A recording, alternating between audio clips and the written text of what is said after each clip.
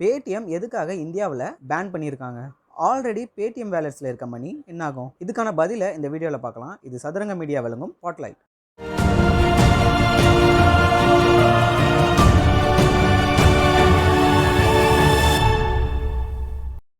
இந்தியாவில் digital money transfer அமலுக்கு வந்ததுக்கப்புறம் ஈவன் ₹1 கூட யூபிஐ மூலயமா அனுப்புறது ரொம்பவே நார்மல் ஆயிடுச்சு. வெஜிடபிள் ஷாப், ஸ்ட்ரீட் ஷாப்ஸ், மளிகை கடை, தள்ளுவண்டி கடை என எல்லாத்துலேயுமே நம்ம யூபிஐ மூலயமா மணி ட்ரான்ஸ்ஃபர் பண்ணிகிட்டு இருக்கோம்.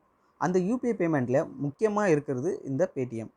இப்போது பேடிஎம் மிகப்பெரிய சிக்கலில் மாட்டிக்கிட்டு இருக்கு. பேடிஎம் பேமெண்ட் பேங்க் தனது கஸ்டமர்ஸ் கிட்ட கேஒய்சி எனப்படும் வாடிக்கையாளர்கள் விவரங்களை சரியாக வாங்கலைன்னு ரிசர்வ் பேங்க் குற்றம் சாட்டி பேடிஎம் சேவையை நிறுத்த சொல்லி நோட்டீஸ் அனுப்பியிருக்காங்க. வாடிக்கையாளர்கள் குறித்த விவரம் இல்லாத பட்சத்தில் சட்டவிரோத மணி டிரான்ஸ்ஃபர் நடைபெற வாய்ப்பு இருக்கிறதா கருதி இந்த நடவடிக்கை எடுத்திருக்காங்க.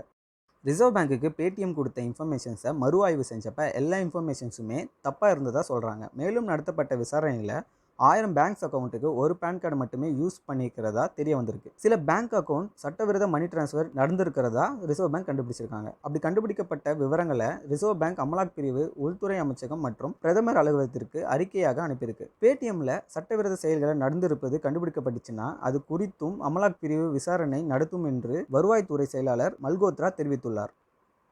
பேடிஎம் கம்பெனிக்கும் அதோட குரூப் ஆஃப் கம்பெனிஸ்க்கும் இடையே நடந்த மணி டிரான்ஸ்ஃபர் பற்றிய விவரங்களை கொடுக்கலனாலும் பேடிஎம் கம்பெனிக்கும் அதோட பேரண்ட் கம்பெனியான 197 கம்யூனிகேஷன்ஸ் கம்பெனிக்கும் இடையிலான இணைப்புகளில் பல்வேறு குளறுபடி இருந்ததை ரிசர்வ் பேங்க் கண்டுபிடிச்சிருக்கு.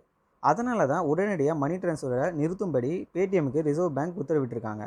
அதே சமயம் வரும் 29ஆம் தேதி வரை பேடிஎம் சேவைகள் பாதிக்கப்படாது என்றும் வேறு ஒரு வங்கியுடன் இணைப்பு ஏற்படுத்தி சேவை வழங்கப்படும் என்றும் பேடிஎம் நிறுவனம் தெரிவிச்சிருக்கு. பேடிஎம் வேலட்ஸில் ஆல்ரெடி இருக்க பணத்தை பயன்படுத்த தடையில்லை. அதே போல பேடிஎம் யூபிஐ சேவைகளை பயன்படுத்தவும் தடையில்லை. யூபிஐ மூலம் மணி டிரான்ஸ்ஃபர் செய்வதற்கு தொடர்ந்து பேடிஎம் யூஸ் பண்ணிக்கலாம்னு சொல்லியிருக்காங்க.